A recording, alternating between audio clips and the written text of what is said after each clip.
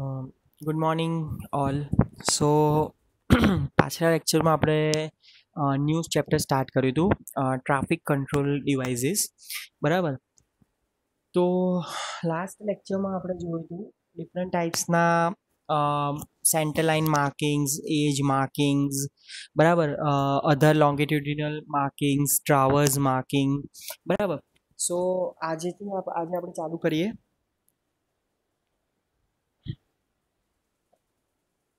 એક જ minute. Okay. સો આજે આપણે ચાલુ કરીએ સ્ટોપ લાઇન્સ. બરાબર.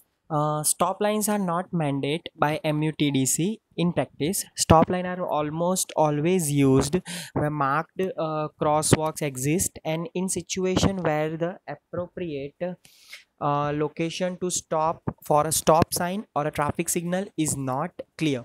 When used, it is recommended that the width of the line will be 12 to 24 inches. When used, stop line must extend across all approach lanes. બરાબર. હવે stop લેનનું જરૂર શેને માટે છે? બરાબર. કોઈ બી જગ્યાએ જ્યારે ટ્રાફિક સિગ્નલ કે તમે કોઈ બી એવું ડિઝાઇન કર્યું હોય કે પ્રોપર વર્ક ના થતું હોય ટ્રાફિક સિગ્નલ ઓર ક્રોસ વે, મતલબ જે આપણે ઝીબ્રા ક્રોસિંગની વાત કરીએ છીએ કે જેનાથી પીપલ રોડ ક્રોસ કરી શકે છે એના પર. બરાબર. તો એ વખતે એની પહેલાં કે એક સ્ટોપ લાઇન કે સ્ટોપ માર્કિંગ્સ ઇન્ડિકેટ કરેલું હોય કે જેથી જે વ્હીકલ આવી રહ્યા છે તો એ લોકોને ખબર પડે કે ઓકે ભાઈ અહીંયા આપણે ઊભા રહેવાનું છે, કે જેથી પેડેસ્ટ્રિયન જે છે એ એનો જે રોડ છે એ ઇઝીલી ક્રોસ કરી શકે. બરાબર. એવું જરૂરી નથી કે દરેક જગ્યાએ તમારે સ્ટોપ માર્કિંગ્સ આપવાના, પણ ઇફ તમે આપો, it is recommended that the width of the line will be 12 to 24 inches. કે એની જે width છે લાઇનની એ 12 થી 24 ઇંચની વચ્ચે હોવી જોઈએ. when used, stop line must not when used, stop line must extend across all approach lanes. બરાબર. કે ભાઈ દરેક લેનમાં એ અપ્રોચ એક્સટેન્ડ એટલું લાંબુ કે એટલું એક્સટેન્ડ કરવાનું કે જેથી દરેક જે અપ્રોચ છે લેનના જેટલા પાર્ટ પડી રહ્યા છે એ દરેકમાં એ ઇન્ડિકેટ થઈ શકે. બરાબર. એના પછી છે cross way માર્કિંગ્સ.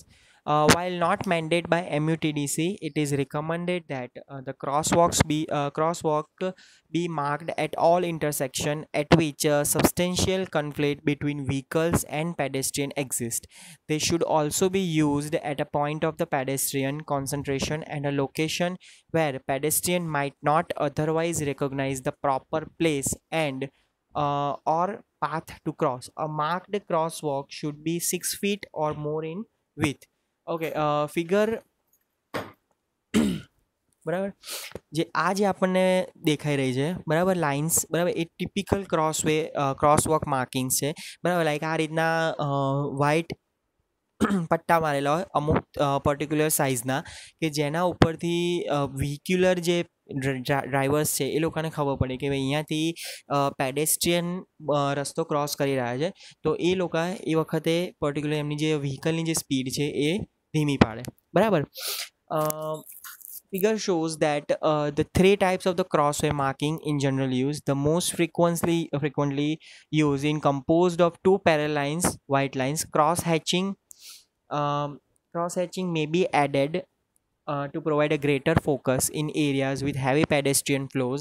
The use of the parallel traverse marking to identify the crosswalk in another option used at location with a heavy pedestrian flow. The manual also contains a special pedestrian crosswalk marking for signalized intersection where a full pedestrian phase is included. Consult a manual directly for the details of the particular માર્કિંગ્સ. બરાબર. કે આ રીતની 3 ટાઈપના marking હોય. Generally આ ટાઈપના marking વધારે use થાય છે આ બે કરતાં.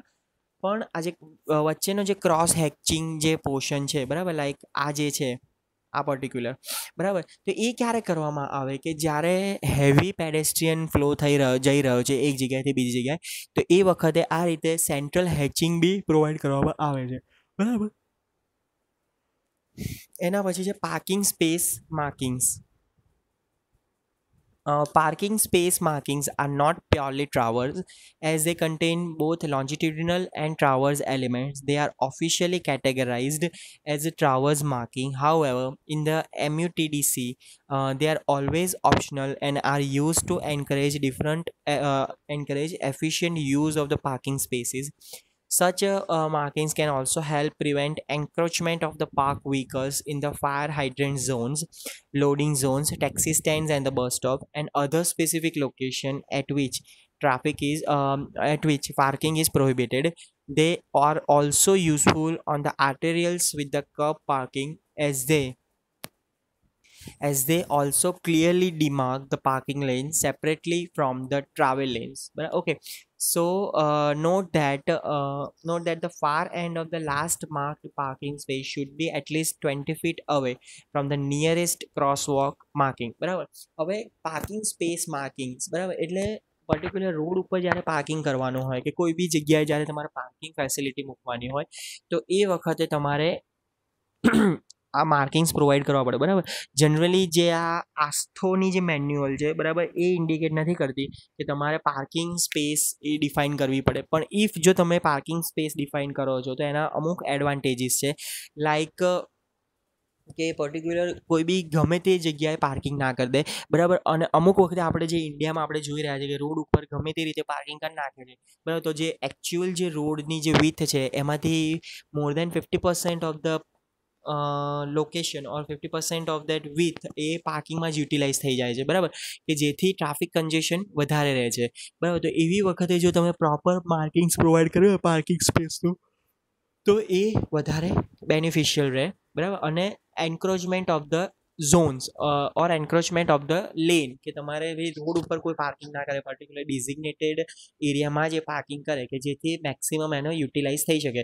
બીજું એક એડવાન્ટેજ એ છે કે જો તમે પ્રોપર માર્કિંગ આપો છો બરાબર પાર્કિંગ્સના, તો અમુક વખતે જે ફાયર હાઇડ્રન્ટ્સની જે વ્હીકલ છે કે અમુક ઇમરજન્સી વ્હીકલ્સ છે કે એને નીકળવા માટે ઇઝીલી પેસેજ મળી રહે, કે એ જગ્યાએ કે એ પર્ટિક્યુલર લોકેશન પર કે જે જગ્યાએથી એ બધા વ્હીકલ્સ આવજા કરતા હોય બરાબર, તો એ જગ્યાએ ત્યાં કોઈ પાર્કિંગ ના કરી હોય તો ઇઝીલી કોઈક એવી ઇમરજન્સી સિચ્યુએશનમાં એ બધા વ્હીકલને ફ્રી પેસેજ મળી રહે બરાબર. ઇફ જો તમે કોઈ બી પાર્કિંગ માર્કિંગ યુઝ કરો છો તો એ જે નિયર ક્રોસવેનું જે માર્કિંગ હોય એનાથી 20 ફીટ અવેથી ચાલુ કરવાનું. મતલબ જે બી ઇન્ટરસેક્શન ઉપર તમે જે ક્રોસવેની જે ડિઝાઇન કરેલી છે કે ક્રોસવેની જે માર્કિંગ્સ પ્રોવાઈડ કરેલા છે બરાબર, તો એનાથી 20 ફીટ દૂર તમારે એ પ્રોપર પાર્કિંગ માર્કિંગ્સ પ્રોવાઈડ કરવાના બરાબર. એના પછી છે word and symbol markings. Just a moment.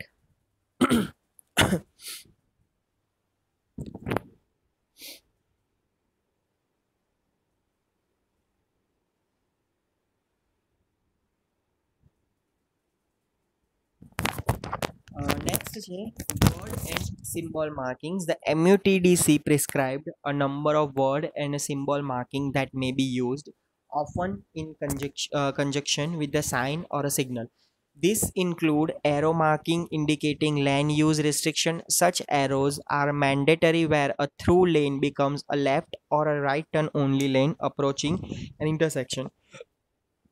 Word marking includes only use in conjunction with the lane uses arrow, and stop, which can be used only in the conjunction with a stop line and a stop sign. School markings are often used in the conjunction with the sign to demark school and school crossing zones. The MUTDC contain a listing of all authorized word marking and allow for discretionary uses of the unique message where needed બરાબર. હવે word and symbol marking બરાબર, આપણને ખબર છે કે આપણે કોઈ B road ઉપર જ્યારે પાસ થતા હોઈએ ત્યારે અમુક વખતે એરોઝ ઇન્ડિકેટ કરેલા હોય બરાબર. તો એ એરોઝનું કામ શું કે પર્ટિક્યુલર લેન જે છે એને પર્ટિક્યુલર ડિફાઇન કરે કે ભાઈ કોઈ બી સ્ટ્રેટ લેન હોય તો કોઈ બી ઇફ પર્ટિક્યુલર એમાં યુ ટર્ન આમ યુ એરો કર્યો હોય એના ઉપર લાઇન કરી હોય તો કે ભાઈ પર્ટિક્યુલર આ રોડ ઉપર યુ ટર્ન એક્સેસિબલ નથી કે અલાવેબલ નથી બરાબર. તો સેમ એવી રીતે વર્ડ પ્રોપર એરો મૂકેલા હોય કે left turn right turn movement છે બરાબર. કે સ્ટ્રેટ અને લેફ્ટ ટર્ન મૂવમેન્ટ, સ્ટ્રેટ અને રાઇટ ટર્ન મૂવમેન્ટ. તો એ દરેક વસ્તુ આ રીતે સિમ્બોલ માર્કિંગ્સ પ્રોવાઈડ કરેલા હોય. કે હવે સિમ્બોલ માર્કિંગ્સ એમાં યુઝ થાય કે જ્યારે ભાઈ સાઇન અને સિગ્નલ્સ બહુ વધારે પડતા હોય, કન્જેશનમાં હોય, બરાબર, તો એ વખતે એક પર્ટિક્યુલર યુનિક મેસેજ ડિલિવર કરવા માટે સિમ્બોલ માર્કિંગનો યુઝ થાય છે. સેમ એવી રીતે વર્ડ માર્કિંગ્સ હોય, બરાબર. વર્ડ માર્કિંગ્સનો ક્યાં યુઝ થાય કે કોઈ પર્ટિક્યુલર કોઈ બી ક્રોસ વોક છે, બરાબર, તો એ વખતે જ્યારે તમે સ્ટોપ માર્કિંગ્સ પ્રોવાઈડ કરો છો, બરાબર, તો એ વખતે સ્ટોપ નું આખું વર્ડિંગમાં સ્ટોપ લખી અને પર્ટિક્યુલર ત્યાં મૂક્યું કે જેથી સિમ્બોલ બી હોય એઝ વેલ એઝ તમે વર્ડ બી પ્રોપરલી પ્લેસ કર્યો કે જેથી ડ્રાઈવરને ક્લિયર મેસેજ જઈ શકે. સેમ એવી રીતે કોઈ વિકિનિટીમાં કોઈ સ્કૂલ હોય તો એ સ્કૂલની આજુબાજુનો જે રોડ ઓર ક્રોસવે હોય તો એ વખતે સ્કૂલ લખી સ્કૂલ વર્ડ ઇન્ડિકેટ કરતો હોય કે ભાઈ અહીંયાથી કોઈ બી સ્કૂલ ચિલ્ડ્રન પાસ થઈ રહ્યા છે તો તમે તમારું જે વ્હીકલ છે એની જે સ્પીડ છે એ તમે મિનિમમ રાખો, બરાબર. એના પછી છે અધર traverse markings. Consult the MUTDC directly for example of the other types of markings, including preferential lane marking, curb marking, roundabout and traffic circle markings, and the speed bump markings. Okay. એના પછી છે object markers. Object markers are used to denote obstruction either in or an adjacent to the traveled way. Object markers are mounted on the construction in accordance with the MUTDC standard and guidelines. In general, the lower edge of the marker is mounted a minimum of 4 feet above the surface of the nearest traffic lane or 4 feet above the ground. Okay.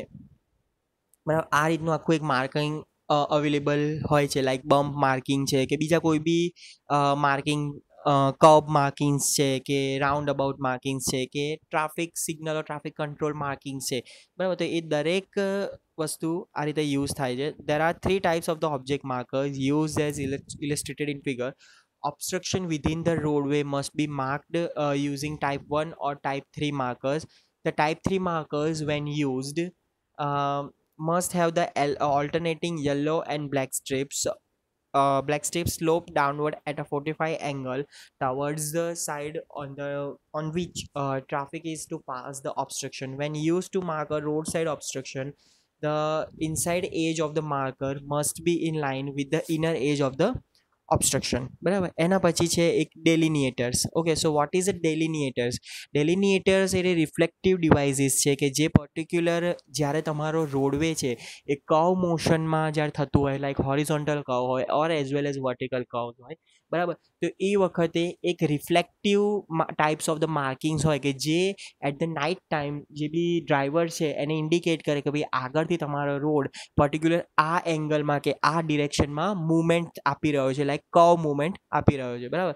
Delineators are the reflective devices mounted at the 4 feet height on the side of the roadway to help the denote its alignment, બરાબર. Like આ figure તમે જોશો, બરાબર, તો figure પરથી તમને ખબર પડશે કે લાઈક આ જે બધા માર્કિંગ્સ આપેલા છે તમને, બરાબર, તો એ બધા છે ડેલિનિએટર્સ. ડેલિનિએટર્સનું કામ શું કે ભાઈ particular at the night time, બરાબર, કે જ્યારે પ્રોપર વિઝિબિલિટી ના હોય, બરાબર, તો ત્યારે જે ડ્રાઈવર છે એને પર્ટિક્યુલર અલાઇનમેન્ટ આઈડેન્ટિફાઈ કરાવવા માટે ડેલિનેટર્સનો યુઝ થાય છે. They are particularly useful during inclement weather where pavement edge markings may not be visible. When used on the right side of the roadway, delineators are white, and when used to the left side of the roadway, delineators are the yellow. The back of the delineators may have red reflectors to indicate wrong way travel on a one-way direction.